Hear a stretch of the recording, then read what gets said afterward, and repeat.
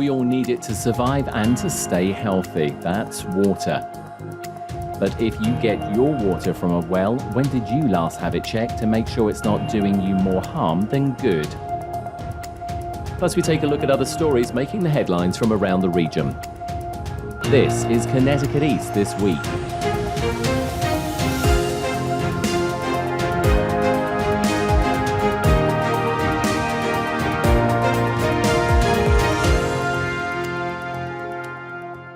Hello, I'm Brian Scott Smith. There are approximately 342,000 private residential wells in Connecticut, according to the state's Department of Public Health, that serve about 23% of the population. And unlike city water, if you have a private well, it's your responsibility, not the state's or any other agency or organization, to make sure the water you're getting from that well is fit to drink. In fact, current advice is to get your well water tested every 2 years and to make sure it doesn't contain toxins or bacteria that could make you sick or have harmful long-term effects on your health. But there is help at hand, and in this interview I talk with Michael Dietz, who heads up a team from Yukon, whose sole purpose is to make sure that what comes out of your tap is fit for you to drink. Michael, the Connecticut Institute of Water Resources, of which you play a large part, along with obviously a team of people. Many people may not have actually heard of the Connecticut Institute of Water Resources. Tell us what it's about and what you can do for people. Sure. So the Institute is part of a program that is a nationally funded program. So it began in 1963 and with federal funding, basically to address water issues around the country. And they do that in such a way that each state can handle it, that is the best suited for each state. So there is an institute in every state and territory in the country. We get a fixed amount of money every year. And our mission is to fund both research and outreach related to water issues in the state. So we do that. A secondary goal is also to provide training for students and basically like job training work for students in the future. So all of those goals tied together represent what we do as the Institute of Water Resources. So most of the money that we get from the federal government every year, as of right now, we're getting our allotment this current year, and we should be getting that by September 1st. Most of that money we turn around and send back out to people who've applied to us to do some sort of research or outreach education type project. So that's where most of it goes. A little bit of it we use for our own administrative and outreach purposes, and that's where this well testing program falls under that piece. How big an issue is water testing these days? Because our state of knowledge continues to grow. We find out about new and different things that we maybe have to be concerned about. So how big is water testing lately? There are a couple of key things here, Brian. So first of all, water quality, your water quality in the well that you're drinking. So you said you live in a home that has a private well, correct? Do you know what year that was installed? Yes, that well was installed about 8 years ago. 8 years ago. All right. So this is a perfect example. So 8 years ago, you were required by law to test the quality of the water in that well before they would allow you to drink it. So that is managed by the Department of Public Health and the Department of Consumer Protection. Once that well is installed and you're living in that house, there are zero requirements for you to test that water on an ongoing basis, as you probably have gathered, unless you were doing this on your own. So the key thing that relates to this is the water quality can change over time. So just because you tested that when it was installed, everything came back good within the limits, that doesn't mean it's going to be that way in perpetuity. So things can change underground when we have excessive rain, when we have droughts. The place where the steel casing of your well gets driven into the bedrock, that is notoriously leaky, and surface water can make its way down into that and get into your well. So things can change over time. And that's why the Department of Public Health recommends that people test every 1 to 2 years. So that's the first thing. The second thing, and this relates to you, when your well was installed 8 years ago, there was a list of potability parameters that the state required. In 2022, 3 more things were added to that list: arsenic, uranium, and lead. So in your home, unless you've specifically asked for this after your well was installed, which most people wouldn't even know to do this, you would not know if your drinking water was within the safe limits for arsenic and uranium and lead. And across the state, We routinely get hits of these things when we're testing for them. And just for an example, a recent workshop that we did, a sample collection event in Middlesex County, we collected about 150 samples, let's say. We're still putting together all the numbers, but for this batch of samples, we had more uranium than we've seen in any other group. We had at least 15 to 20 people that had uranium that was of concern in their drinking water. So they never would have known otherwise. Uranium, of course, is synonymous. We think about maybe nuclear power stations and things like this. Where is this uranium coming from? Do you know? And also, there are supposed to be like limits set by the EPA that are considered to be what they think are safe limits when it comes to obviously water, etc. So, just talk us through a little bit more about that. Great question. So uranium, both uranium and arsenic are naturally present in bedrock, in the rock that is underneath all of us in various parts of the state. So it's basically just the luck of the draw. You don't know whether you're going to have it or not until you test for it. The arsenic also has some extra fun associated with it in that where there were historic apple orchards in the state where they used pesticides like lead arsenate, that arsenic can still be in the water below those orchards, and it can move down very deep into the groundwater. So there are actually two sources of arsenic. Uranium is just in the bedrock. As you mentioned, EPA sets the drinking water standards for both of these things.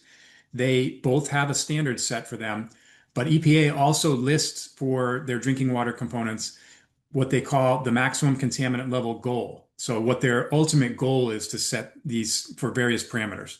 Both uranium and arsenic have as the goal 0. So what that means is the testing that they've done shows that there's no safe level of these two compounds in your drinking water. They've set that drinking water standard based on what they think you'll consume over an average lifetime and the risks that are associated with that. But they have set a goal of 0 for both of these things. So when we see any detections of this come up, even if it's below the drinking water standard, we're recommending to people that they put in treatment for those two things. And when you say treatment, can you just give us I'm sure there's multiple things, but can you give us a bit of advice? Is it like a filtration system? What do people need to do for that? Sure. So for arsenic and uranium, the treatment system that's most commonly used is a reverse osmosis or RO.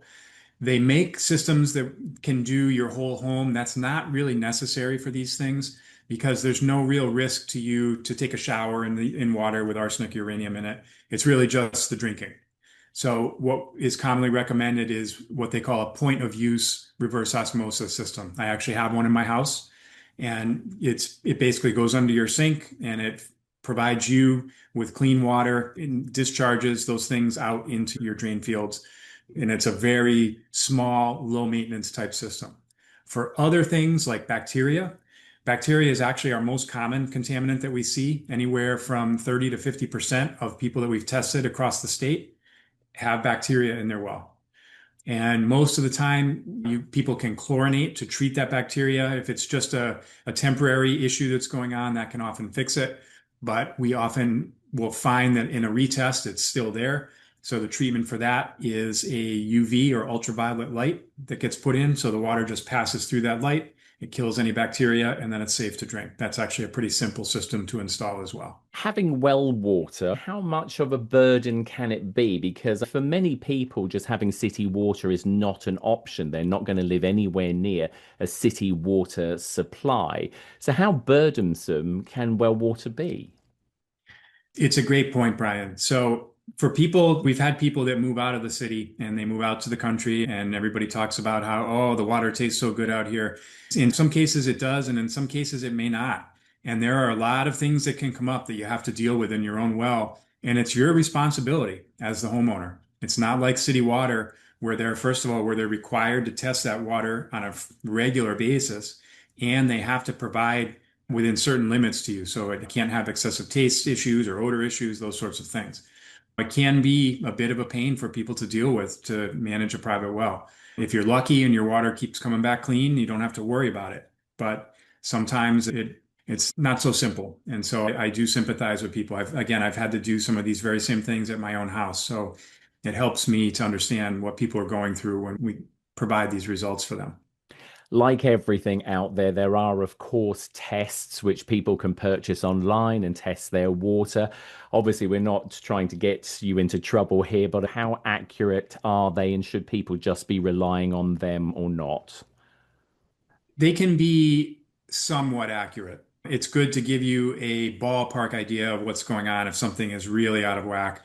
But generally, the simple tests you can buy with either a little dipstick, like the stuff you do for a pool or something, it's not what we would consider the best way to test that water. And again, I realize the burden of this, the cost of doing these tests for people.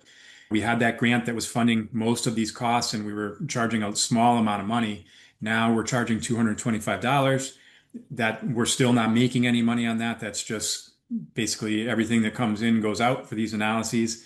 We get somewhat of a break on the cost at these laboratories because of the volume that we do.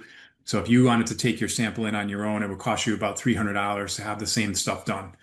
So I get that it's a burden, but we're doing our best to try to get more funding to address that particular issue for people.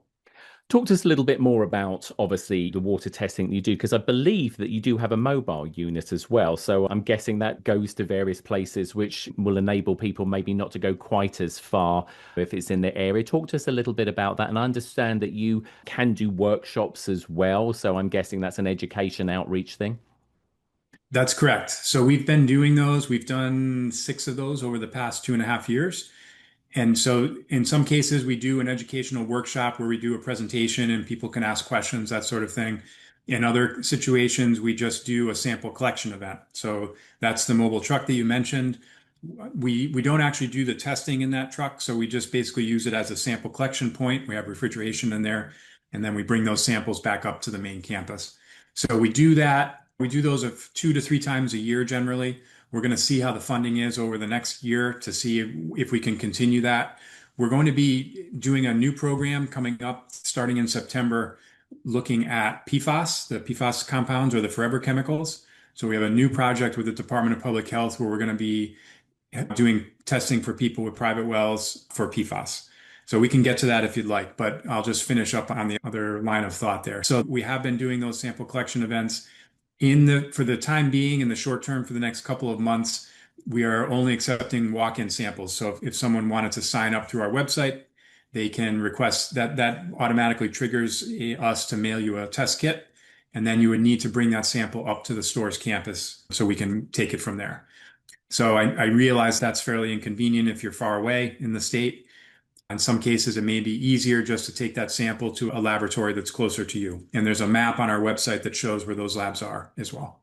Let me just ask a quick question about that, because, like you said, yes, if people live near stores, that's not so much of a problem. Is it not possible to use like an overnight courier service, or are there concerns that possibly there may be some sort of contamination then to that sample, which will render it obviously not as accurate as you need it to be? The main issue with that is the bacteria sample that we have people collect needs to be analyzed within 6 hours of collection. So that's why we can't have people ship them back to us. So we need to have them bring it directly to us. Talk to us about PFAS, because actually it was going to be a question I was going to raise with you. It has become much more of an issue. Certainly the media have picked up on it. We know about these things. They have this name called forever chemicals because unfortunately they do hang about and they are cumulative. As you say, Department of Public Health, again, it's been widely mentioned they will be undertaking well testing. So just give us a sense of what it is you're doing there. And is there a cost involved in that? Because it is actually a Department of Public Health matter that, they're actually doing statewide. So there are some good aspects of this and some challenging aspects of this particular program. The good side is these tests are going to be provided free of charge. So the Connecticut Department of Public Health has funding from the US EPA that they got last year to do this PFAS testing in private wells. They're also doing some testing in public water supplies also. However, the testing for private wells will be free of charge. So that's the good side. The downside is, at least at first, we have to focus in what are known as economically disadvantaged areas of the state. So those are clearly defined by census tract and other parameters that DPH uses. So we have to focus in those areas first and provide that testing for people that they may want in those areas. And then if we don't have enough people come out or there's still funding left, we can expand out beyond that. I'm going to take a little bit of a Sure, go jump in ahead. here on that. Even though you say the testing is in these economically disadvantaged areas, the reality is they probably are the ones that have got well water, possibly more than so like city water if they're rural. And also some of these economically disadvantaged areas have in fact been like places where landfill have been placed or other things which potentially could have led to so like PFAS contamination. That's exactly right. Yep. So there are some economically disadvantaged areas that line up with where there's city water. So that doesn't really work. That doesn't help us. We won't be doing work there. But you're 100% right that there are definitely rural areas that had older, as you said, either landfills or other industrial activity, firehouses. So as you probably are well aware, that's a source of PFAS for the foams that they used to use. So all these things certainly can contribute where DPH and others have done testing for PFAS, they're finding it. It's not always at levels that are super high above the action levels, but it's present almost everywhere. And it's really a big issue right now. And we're excited to be part of this, to start exploring it in the state and to help people deal with it. And that's the other thing about this grant, the other real positive on this. If they do come up with PFAS above the action levels, the grant will provide funds to install some treatment as part of that too. So if somebody's is found to be well above what it should be, they won't have to like reach into their pocket. But the grant should hopefully cover some form of treatment or filtration system, is what you're saying. That's correct. Yep. Will you also be helping to build a map as well of hotspots? Because I'm guessing this is an important thing to track. Like you said, unfortunately, PFAS is everywhere. In fact, all of us have probably got some PFAS in us. It's been around since the 1940s. So will you be helping to build up some sort of statewide, so like hotspot map as well? Yes, we will. So we'll be working with the Department of Public Health on how to manage that. There are privacy concerns with that, as you might imagine. If you get this, you start to wonder, geez, can I not sell my house now? What is the deal? All those things are very real issues. So we understand that. And there are some legalities around releasing private well quality data. So that some of that has changed over the past few years. So we'll be working with the DPH to manage that. What I know for sure we'll be able to do is create something like you said, like a heat map to at least show, all right, like this corner of the state in this general area without zooming in too close. We know that we've had some very high levels here, for example, without identifying individual homes. So we'll definitely be able to do that. And just we'll have to figure out, given the data restrictions, on how much detail we can provide on a map like that. Yeah, I was going to say, because I suppose it potentially opens up the possibility of maybe even legal action if somebody sees that there was maybe something historic near them, which, potentially can be proven that it did actually use PFAS and has now leached into their water supply. Exactly. But what we would like to be able to do along the lines of what you're talking about here, if we start to see this in a particular area, we want to be able to notify other people in the area, to be able to say, listen, 10 of your neighbors are above the drinking water limits here. We really think you should test too. And there are times when people don't want to know. They just don't want to know. So we're hoping that we'll be able to use the data in a way that will encourage more people to test just so they have the information. And how they handle it from there is up to them. But we want to at least make sure people know what they're drinking. Little bit of a curveball question here, because this isn't about water testing, but people can actually have their blood tested, can't they, for various things? We all have blood tests. I'm guessing that PFAS is something that people can, yeah, I suppose, if they're concerned, because again, we do know from the limited information that we're continually advancing with regards to PFAS is that it does have a cumulative effect and potentially can have some serious health problems as well. That's true. It's not something that I've learned too much about. I'm sure that you're right that people can get their blood tested for that. I just don't know what the cost is, where if you have to go someplace special for that. I will just say, related to uranium, I just was on the phone with a woman this week who called me out of the blue, and she was at the doctor and having some blood work done and was having some health issues and said that her uranium level was very high and she didn't understand why. And we had started talking about the fact that her well had never been tested for uranium. And so she signed up for a test kit, and we're going to be testing her water. So lots to take in, but great information. Thank you, obviously, for talking to us about it. And as we said, it is an ongoing thing. We know that these are not matters which are going to be resolved overnight. And also, it's good to know that organizations like UConn, because of their expertise and their professionalism, are a part of this. I think that can certainly make people feel a lot more rested knowing that our own state organization, our state university, is helping to look into this. Just before I let you go, just give us the website. So if people are interested in obviously either potential future workshops or they want to get a water testing kit from you, where do they have to go to get that, Michael? No problem, Brian. So we have a short link that people can follow. So s as in sam.uconn.edu/well test. And that will bring you directly to our site that has the information on there. So again, that's s.uconn.edu/well test, just one word. And I appreciate the kind words about the program. I'd seen this gap where the Department of Public Health wants people to test. They had a lot of information and had a great program of encouraging people to test, but they just didn't have the staff and the money to do this for people. And we saw the need here. And so went after these grant funds and got it. And it's been very rewarding for me to help people through this process and make sure that they've got safe water to drink. Absolutely. It is the thing of life, isn't it? We need water. Exactly. Yeah, absolutely. We should be trying to drink the cleanest water we can possibly get. Michael Dietz from UConn Extension, it's been an absolute pleasure talking to you. And again, thank you for sharing your insights, your information and your guidance about the work that you're doing up there, and also how people can make sure that hopefully they're drinking the cleanest water possible out of their wells. My pleasure, Brian. Thank you so much. And if you're interested in the work and resources of the Connecticut Institute of Water Resources at UConn, and maybe want a testing kit for your water well, that website address again with all the details is s.uconn.edu/well test.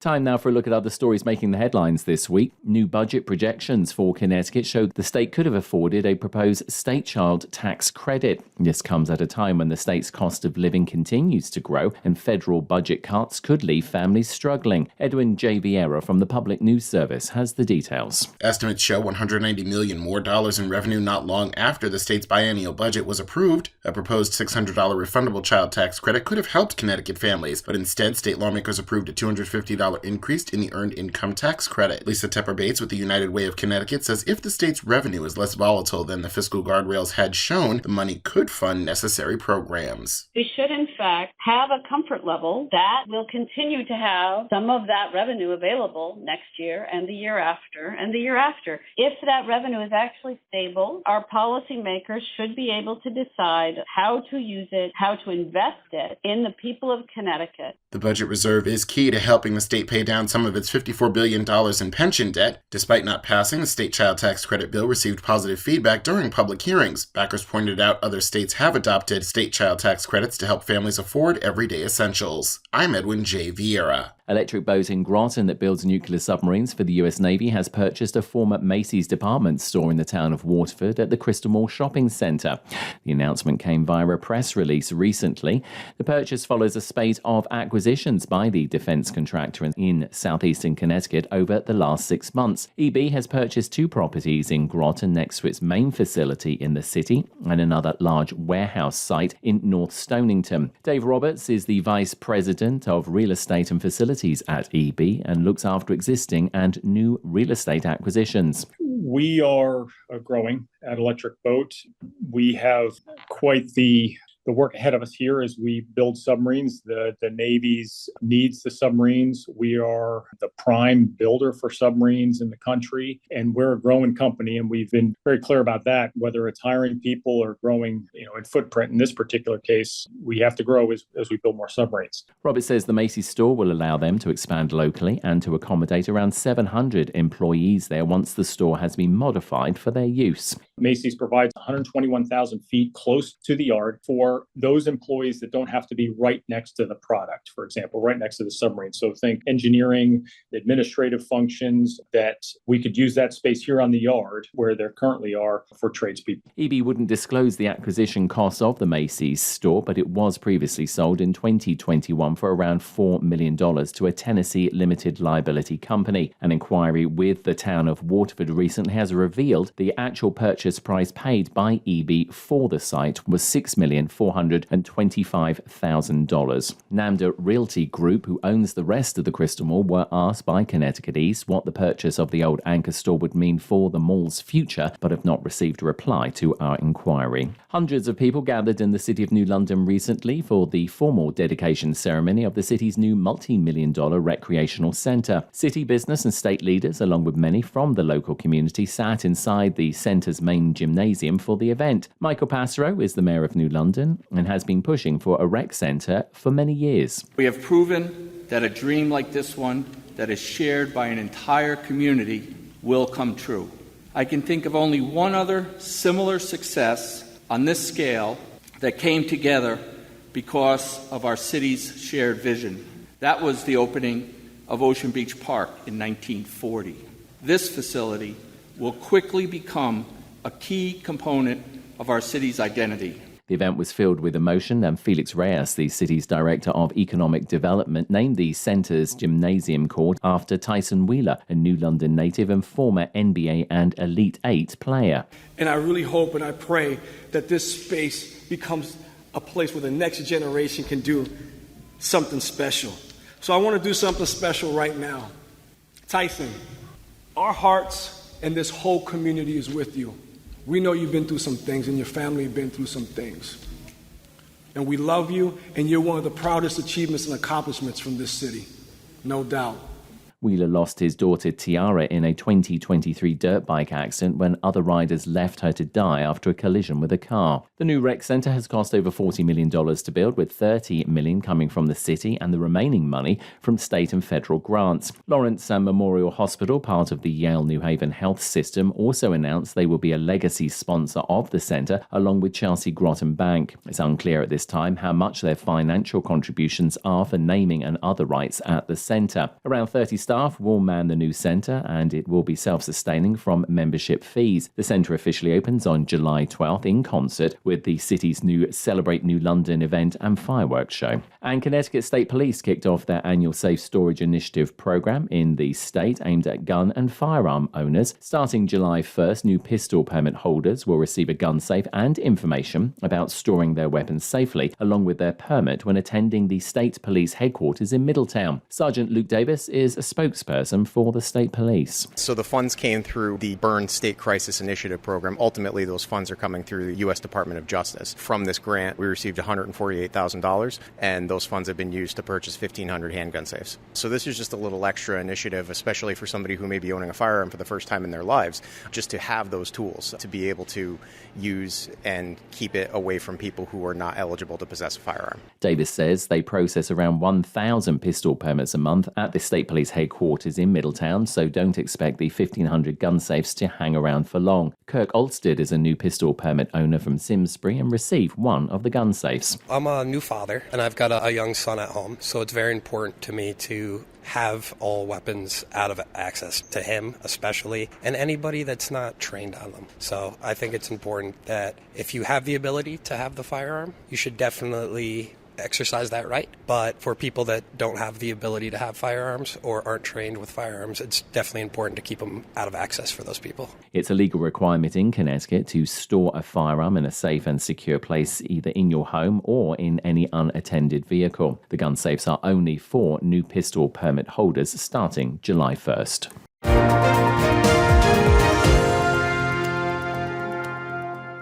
That's all from us for this edition. Do send us your questions and story ideas to the show via our website at connecticut-east.com or Facebook or Twitter at Connecticut East and on Instagram at Connecticut East This Week.